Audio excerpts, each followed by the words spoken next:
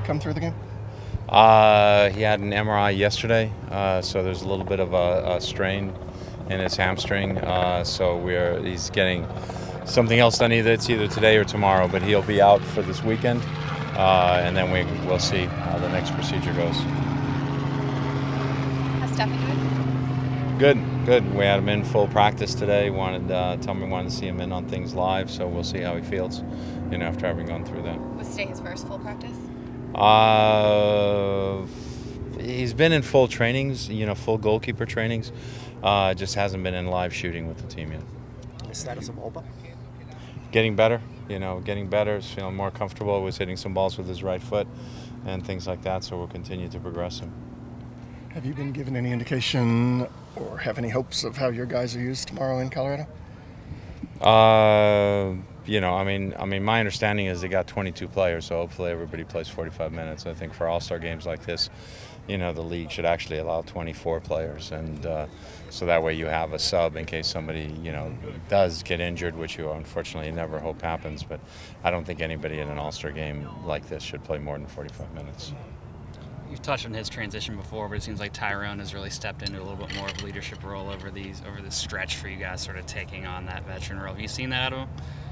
Well, I think everybody right now has to step up a little bit in that leadership role because of the recent results and so forth. So I think Tyrone, Chad Marshall, Zach Scott, even Troy Perkins, all those guys that have been around the league or been around football for a while, need to step up into that gap. And Tyrone's doing that. I know the guys met on their own after the game against Montreal. So, and training yesterday was, for what we wanted to do was good, and I thought training today was very good. And sometimes, first year for a team, guys are a little bit more hesitant to, I would think, take a vocal leadership role. Have you been pleasantly surprised with how he's taken to that? Everybody's different. You either gravitate towards leadership or you don't. You can't make a leader out of somebody who's not a leader. And it's not like, well, I've been here 6 years, so now I'm a leader. Guys, if a guy has a little bit of leadership, it shows pretty quickly. Has the league contacted you at all with any updates on Marco Papa? No, he's in, he's going through what he's going through right now, and, we'll hear further details later. With August starting, there's a ton of matches. How do you balance a squad and kind of playing that many matches in that many few days? Well, it's nice to get some players back, to get Evans back, to get Fry back right now, to hopefully get Oba back in that stretch of games, to get Dempsey back. All those things are going to be pleasant. Hopefully Leo's not out for a long time, but as healthy, the healthier we are, the more rotation we can put into the team. But we got to get some guys back on the field right now, and we got to get some results in the league.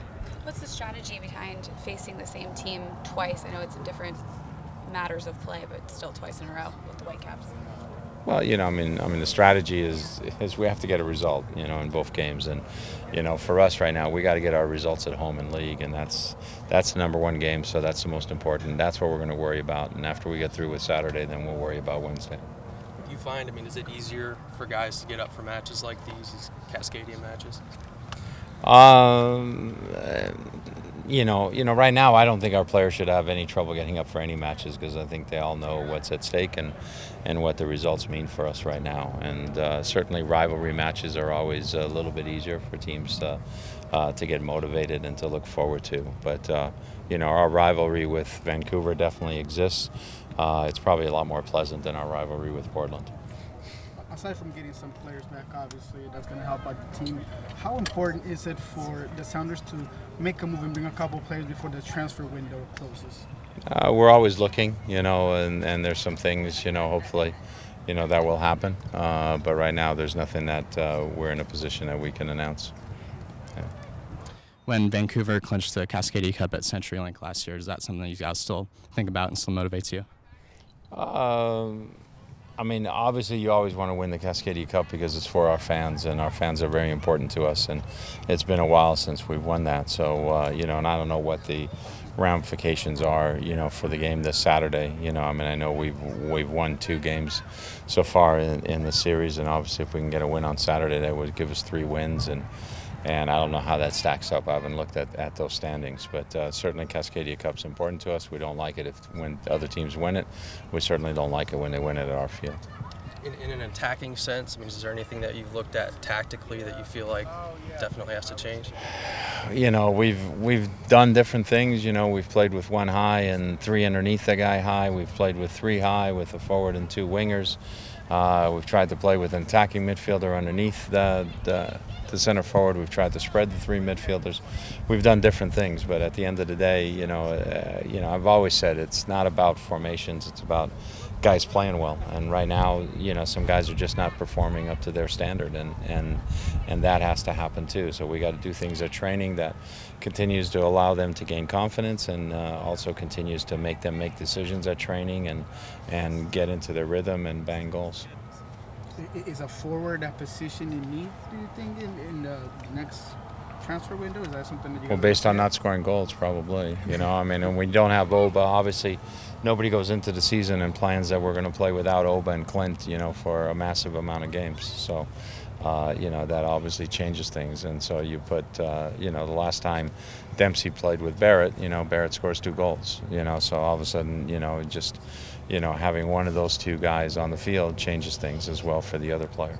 Can it be a challenge for a coach to express dissatisfaction without harming confidence? I think you've got to be honest with players. I think if you're not honest with players, you know what is there? You can't say, oh, you're doing well when you're not doing well.